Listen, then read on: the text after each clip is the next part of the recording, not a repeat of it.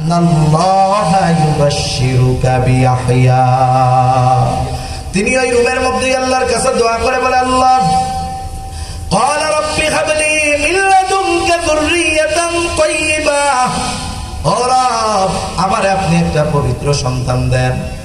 হয়তো তিনি মনে মনে বলতেছে, ও রব, আপনি তো সেই রব যিনি মারিয়ামকে অসময়ে গাছ পাকা তরুতাজা ফল খাওয়াইতে পারেন। আপনি তো চাইলে, আমি বৃদ্ধ, আমার স্ত্রী বন্ধা, আপনি চাইলে আমাদেরকেও সন্তান দিতে পারেন। এই যে একনিষ্ঠতার সাথে দোয়া কবুল করে নিয়েছেন কে? জোরে কর।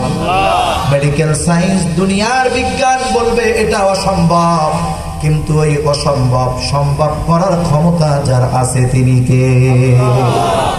দোয়া করে নিজের রুমের মধ্যে চলে গেছেন, নামাজে দাঁড়ায় গেছেন।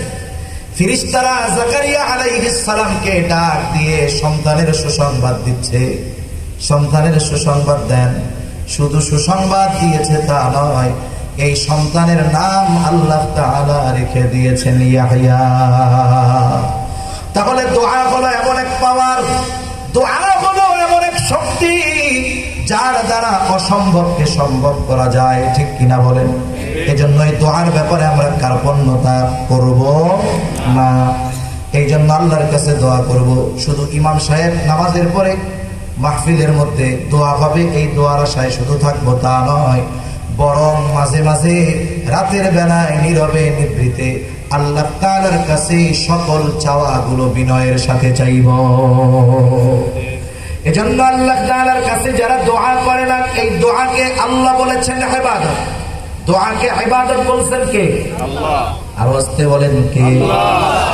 দোয়াকে ইবাদত বলেছেন আল্লাহ। এই জন্য আল্লাহ বলেন, উদউনি আস্তাজিব লাকুম। বান্দা আমাকে ডাকো, আমি তোমাদের ডাকে সাড়া দিব। এরপরে আল্লাহ তাআলা বলেন, ইন্নাল্লাযীনা ইস্তাকবিরুনা আন ইবাদাতি, যে আমার ইবাদতের ব্যাপারে অহংকার প্রদর্শন করে, তার মানে অহংকার করে যে আল্লাহর কাছে দোয়া করে না, হাত উঁচা করতে গেলে মাইন্ডে লাগে, এইরকম আল্লাহর বান্দা আছে না নাই? কেউ যদি হাত উঁচু করে বিনয়ের সাথে আল্লাহর কাছে চায়, বেকা চোখে তাকায়া করে বেদাতি কয়, আছে না নাই? দোয়ার মধ্যে সবচাইতে বিনয়ী ভাব বলেন তো হাত উঁচু করা, আল্লাহ তাআলার কাছে দুহাত পেতে চাওয়া, হাত পাওয়া, হাত পাতা, এটা হলো বিনয় প্রকাশের অন্যতম মাধ্যম। বিনয়ের সাথে মাঝে মধ্যে আল্লাহ তাআলার কাছে এরকম চাইতে হবে।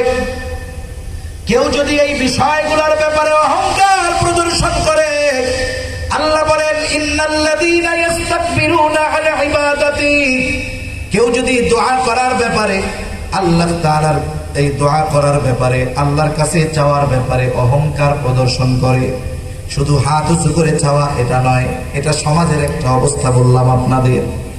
আল্লাহ তাআলা ওই ধরনের মানুষের ব্যাপারে বলেন, ইন্নাল্লাযীনা ইস্তাকবিরুনা আন ইবাদাতি সায়াদখুলুনা জাহান্নামা দাখিরিন। এই দোয়ার ব্যাপারে যারা অহংকার প্রদর্শন করে, তাদেরকে আল্লাহ তাআলা লাঞ্ছিত, অপমানিত অবস্থায় জাহান্নামের মধ্যে প্রবেশ করাবে। এজন্য দোয়ার ক্ষেত্রে আমরা কোনো কার্পণ্যতা করব না, বলেন ইনশাআল্লাহ। আমার আপনার জীবনের সর্ববৃহৎ থেকে সবচেয়ে ক্ষুদ্র সব বিষয় যার কাছে চাইব তিনি কে? আল্লাহর কাছে চাইব। এজন্য নবীজিও বলেন, আদ-দুআউ হুয়াল ইবাদা, দুআই ইবাদত। শুধু তাই না, আদ-দুআউ মুখুল ইবাদা। নবীজি সাল্লাল্লাহু আলাইহি ওয়াসাল্লাম বলেন, দোয়া হলো ইবাদতের মগজ, ইবাদতের মূল। আল্লাহ তাআলা আমাদের সকলকে জীবনের সব প্রয়োজনে তার কাছে চাওয়ার তৌফিক আল্লাহ দান করেন। সকলে বলি আমিন।